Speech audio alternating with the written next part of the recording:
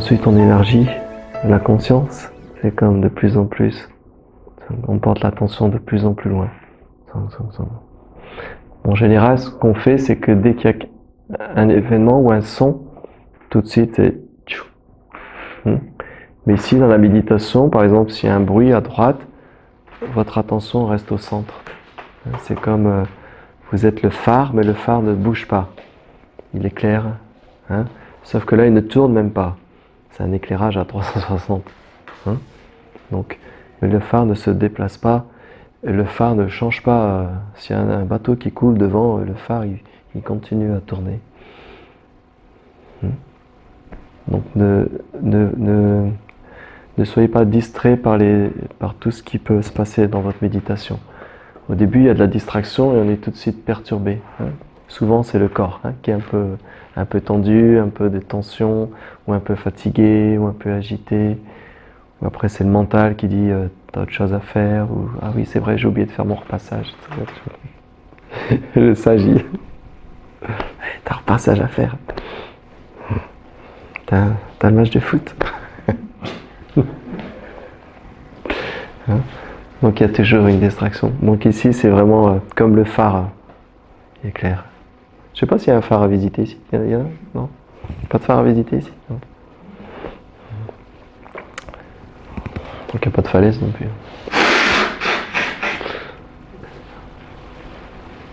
Donc ça nous amène au silence. Hein? Ça va pour tout le monde, le silence? Tout le monde arrive dans cette zone.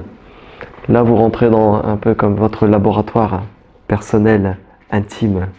Personne ne peut aller là. Moi, je peux juste vous diriger, mais après, il n'y a que vous qui pouvez rentrer et commencer à investiguer dans ce lieu, dans cette tranquillité, dans ce silence. Ça, c'est votre laboratoire. Mais ce laboratoire, il n'y a pas de connaissances, de livres, d'encyclopédies, d'éprouvettes et tout ça et tout ça. Parce que dans ce laboratoire, à un moment donné, c'est vous-même qui est en train d'être expérimenté en direct. C'est toujours mieux en direct, comme à la télé.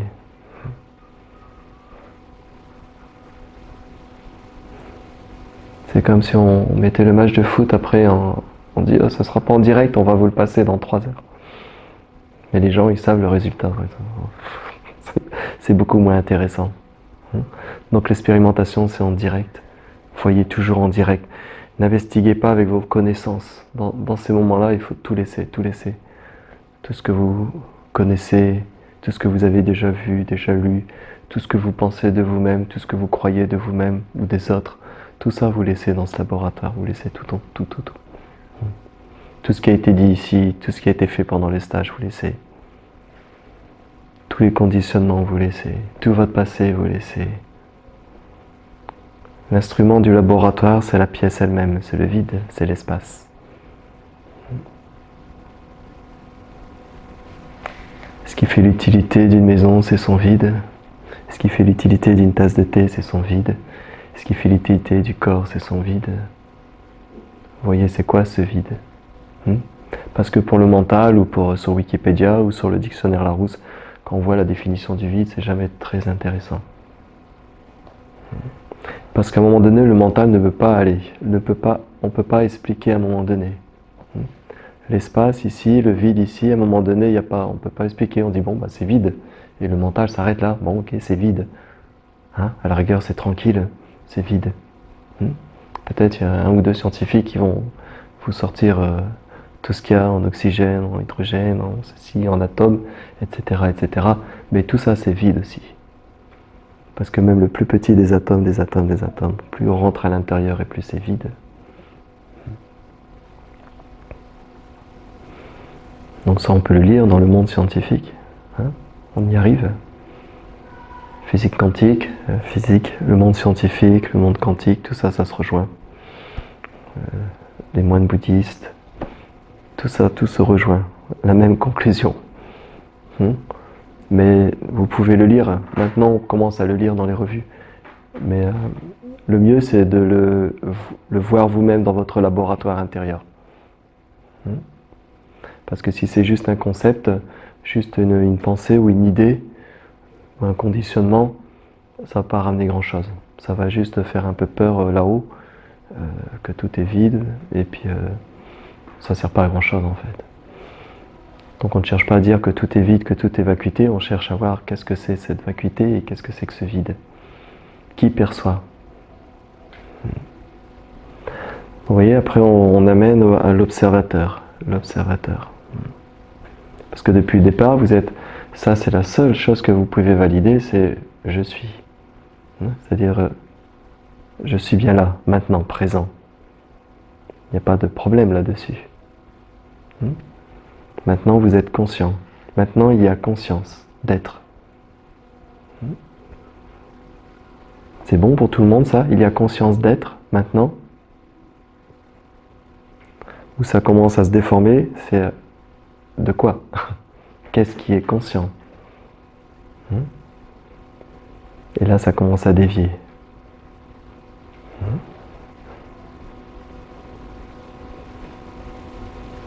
Donc on parle des 5 sens, mais c'est à vous de voir. Est-ce que ce sont les 5 sens qui font que je suis conscient?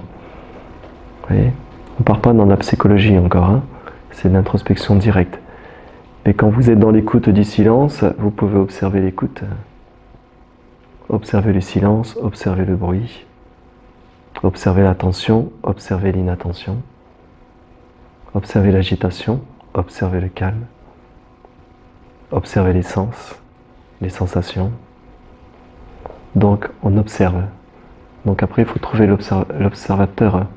Donc on peut dire c'est peut-être la réunion des 5 sens au niveau du cerveau qui va créer une certaine image, une certaine forme d'identité à cette présence. Donc c'est à vous de voir si c'est vrai.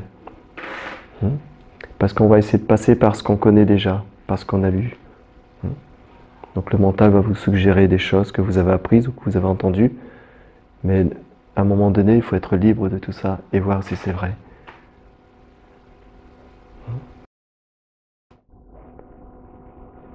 Par exemple, si vous prenez Bouddha, Bouddha, il ne s'est pas basé sur le bouddhisme n'existait pas.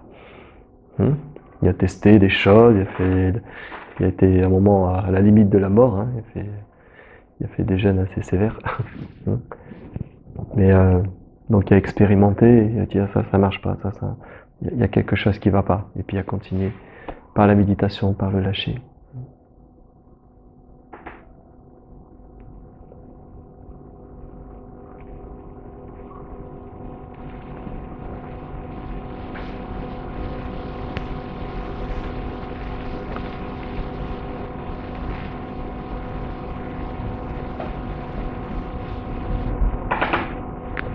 Question?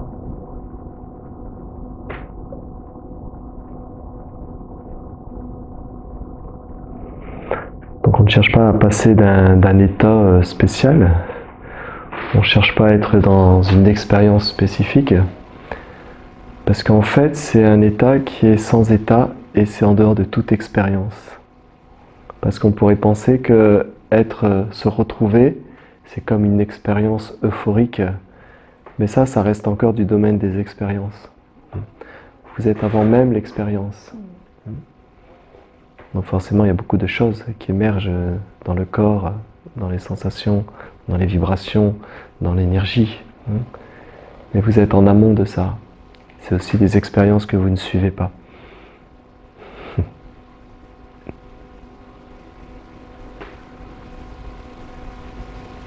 Parce que si encore une recherche de changer quelque chose, on est encore en dehors de ce qui est maintenant.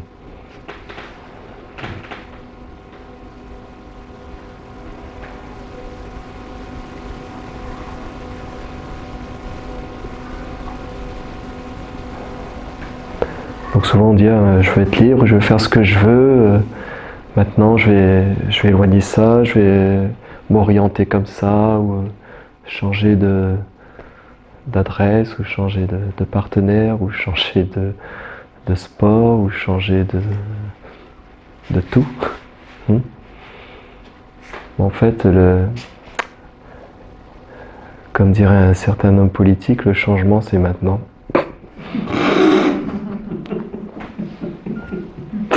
Mais comme ça a été dit mentalement, ça n'a pas très bien marché.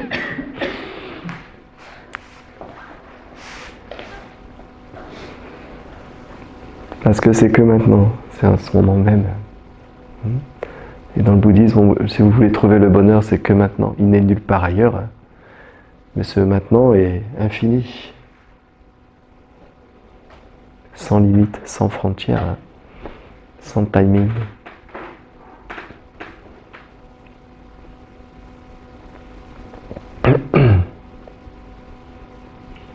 Donc il n'y a pas besoin d'être Bouddha ou le pape ou je sais pas qui pour trouver votre essence, parce que c'est ce qui est maintenant. Il n'y a pas besoin de changer quoi que ce soit. Il y a juste à un moment donné se poser et poser tout et voir ce qui reste.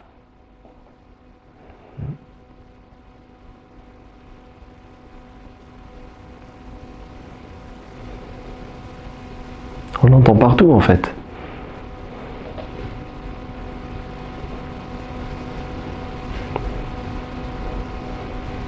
Dans les chansons, dans les trucs, on parle d'amour et ça, c'est partout, partout, partout. Et quand tout tombe, c'est toujours la minute de silence. Hein? Quand tout le monde se regroupe, quand il y a les attentats, tout le monde se regroupe, c'est le silence sur les places, d'un seul coup, tout le monde est en silence. Et là, il y a une émotion énorme, il y a un amour incroyable.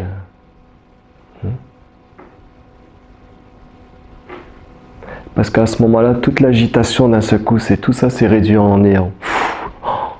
Mais c'est impossible que ça arrive, c'est cette attaque. D'un seul coup, c'est comme tout s'écroule. Et ce cœur qui a besoin que de rayonner, il y a quelque chose. Mais souvent, dans le silence, les gens ils commencent à sangloter, ils commencent à pleurer. Ils disent, oh, c'est horrible. Mais en fait, c'est l'amour même qui est en train de se manifester. Et on est en train de le bloquer en disant, oh non, c'est trop triste. Laissez aller.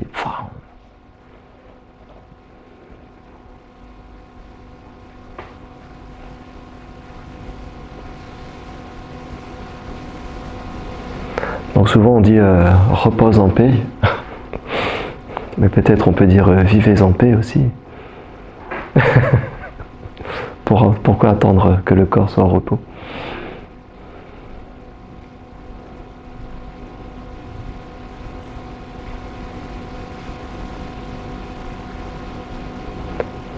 Donc la liberté, c'est toujours à l'intérieur qu'elle se déclenche.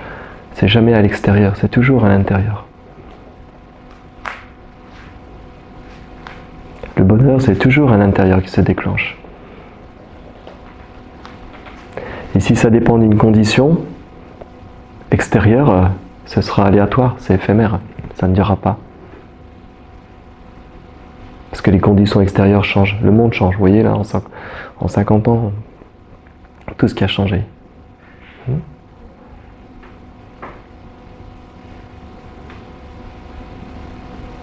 C'est quoi le business? Le business numéro 1, c'est quoi? Les armes, la drogue, le sexe.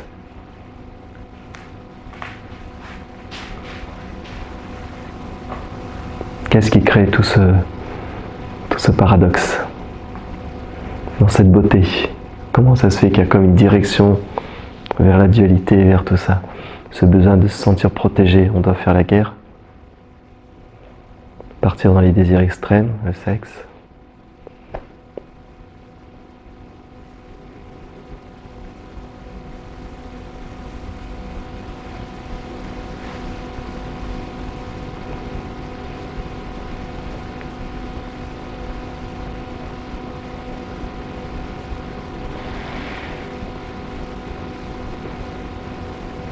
Donc il y a un certain chanteur français qui disait « L'amour est partout où tu regardes ».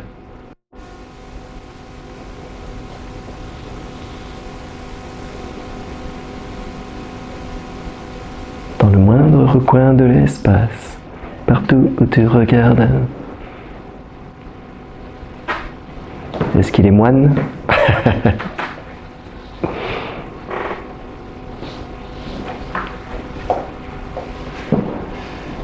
L'amour comme s'il en pleuvait.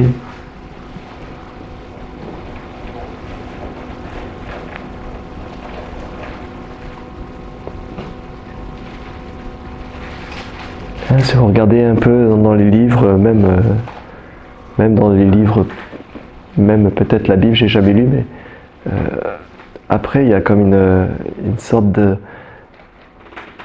C'est d'un seul coup, tout est compris. Toutes ces phrases, tous ces mots. Il y a une intelligence qui est plus cérébrale. Il y a comme quelque chose qui est une compréhension. Vous êtes la compréhension même du direct.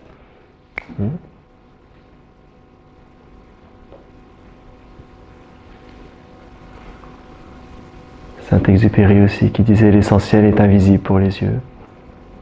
Et pourtant c'est l'essentiel. Et on est en train de chercher, des fois on cherche après, ou des fois on dit non, la vie elle est comme ça, c'est comme ça. Hein? Et on s'oriente à l'extérieur et partout on regarde, on dit ah mais c'est quand même dur la vie, c'est difficile. C'est quoi le bonheur dernière de ma vie? Plus récent.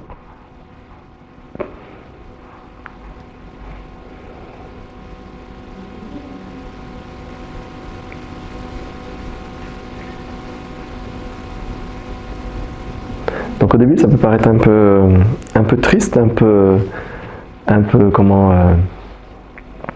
démoralisant. Peut-être, hein? Parce que vous laissez un peu tomber. En fait, vous laissez même pas tomber. Vous êtes simplement en train de méditer et puis il y a des choses qui sont en train de se poser. Poum, poum. Il peut y avoir comme une certaine trop de silence, trop de solitude. Je suis tout seul sur mon coussin, je médite. Personne ne me comprend. Tout le monde est dans toutes les directions.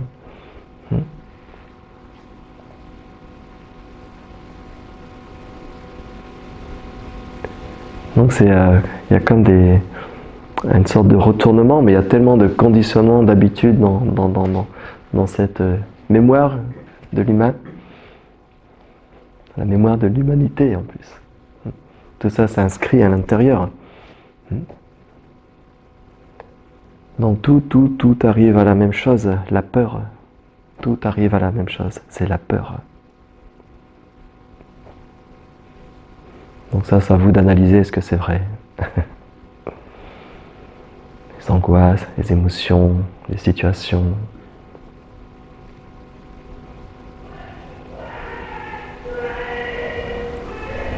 On sait qu'on est en train de gagner. Ou bien c'est un Belge.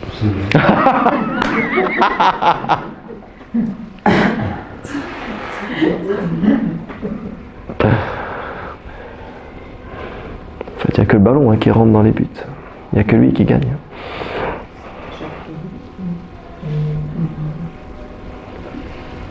Vous avez des questions? N'hésitez pas à échanger. C'est un dialogue, c'est pas un monologue. Est-ce que le mental est en drapeau blanc ou est-ce que il s'assoit et de toute façon je reviendrai.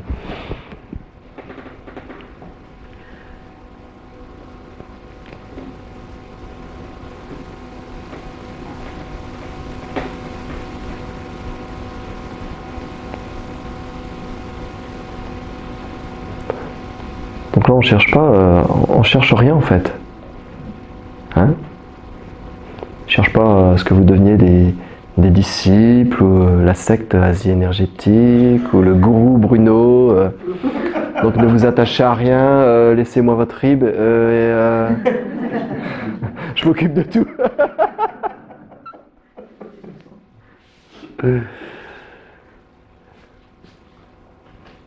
En fait, la plus belle joie dans cette joie, c'est de se retrouver en fait.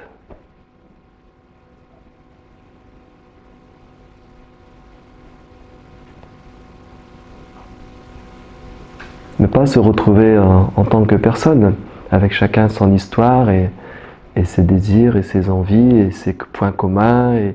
Non, se retrouver à ce qui est là maintenant, dans ce qui est maintenant. Et vous verrez que à ce moment-là, vous pouvez aussi vous asseoir là et dire exactement les mêmes choses. Et tous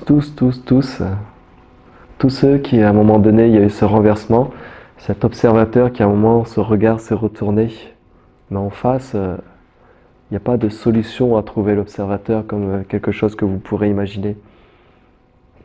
C'est en dehors de l'imagination. On retrouve exactement la même introspection. Hier, sur le je, trouver le je, trouver l'observateur, c'est la même chose. Vous arrivez toujours à un échec. La méditation, c'est une suite d'échecs, d'échecs, d'échecs, d'échecs.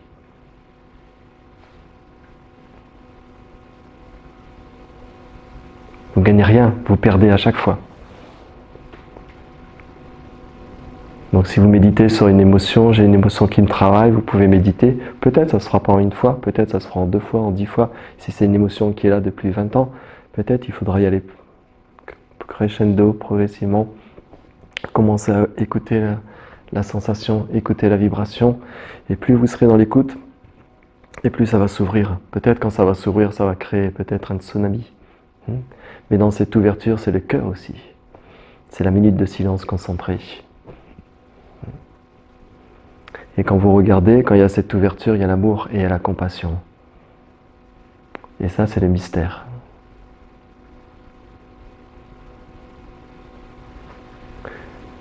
Il y a comme...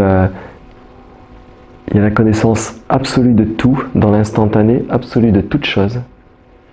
Parce que c'est très simple en fait. Et en même temps, c'est le grand mystère. Mais vous êtes ce mystère. Vous savez ce que vous êtes, mais vous restez dans... C'est indéfinissable.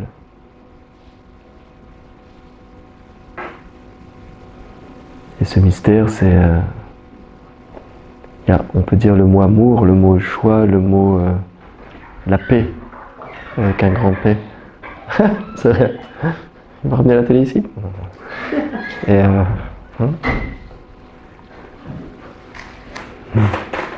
Mais après, chacun a sa définition du mot amour, du mot paix, etc. C'est un amour sans contraire, c'est une paix sans contraire. Mais quand c'est vraiment immergé complètement dedans, il n'y a pas de mots vraiment.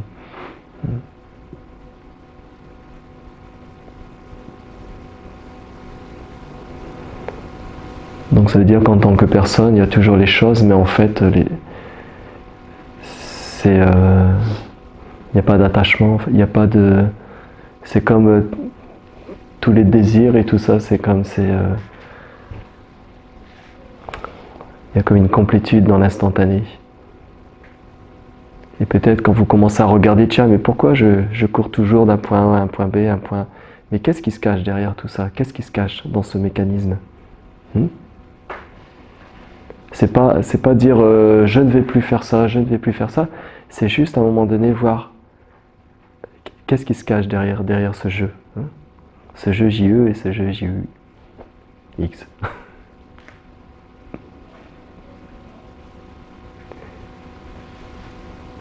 Et dans cet effondrement, il y a vraiment cette sensation de... Même plus qu'une sensation, c'est une liberté totale de ne rien faire.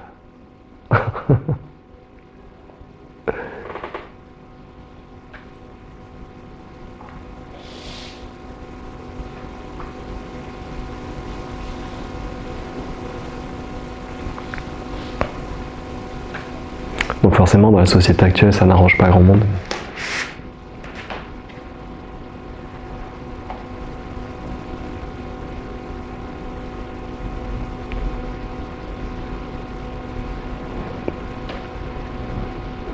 Donc entre faire et ne rien faire, il faut voir qu'est-ce qu'il veut faire, qu'est-ce qu'il fait, où ça vous amène.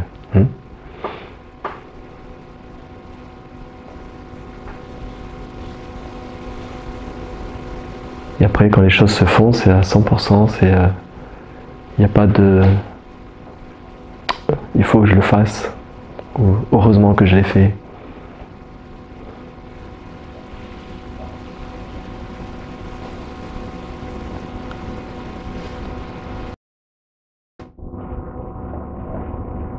Manger, c'est à 100%. Nager, 100%. Marcher, 100%. Quand vous marchez, vous marchez. Quand vous mangez, vous mangez. Quand vous dansez, vous dansez.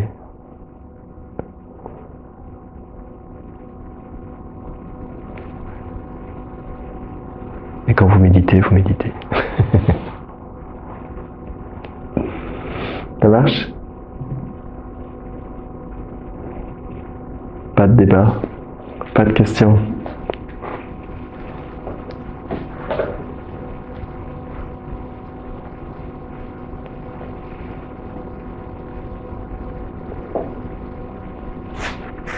Il y a juste un cheveu enlevé.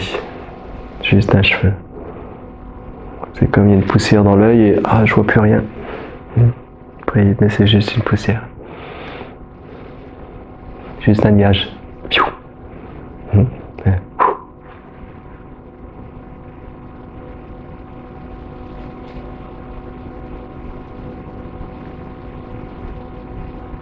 Et ne pensez pas que tout devient noir autour de vous. Ah, je me suis éveillé. Plus personne ne m'intéresse, plus rien ne m'intéresse. Tout est négatif, rien. Au contraire, tout est subliminé.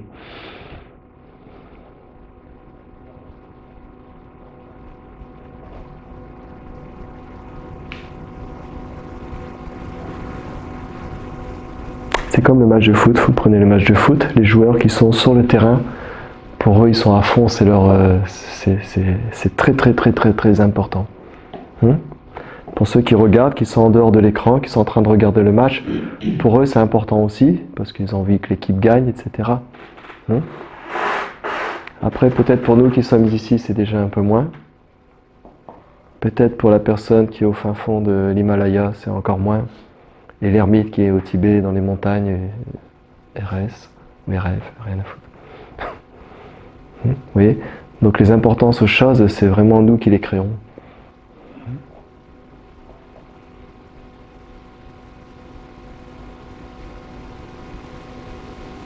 En fait, là, je fais que attaquer le petit sage dans la cage. Parce qu'à chaque phrase que je prononce, je sais qu'il y a une réaction à l'intérieur.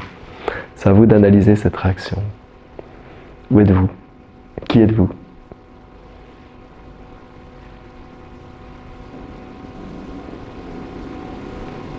Donc ça, c'est la roue du Sansara. Le Sansara, ça finit jamais. Ça ne finit jamais. Le Sansara.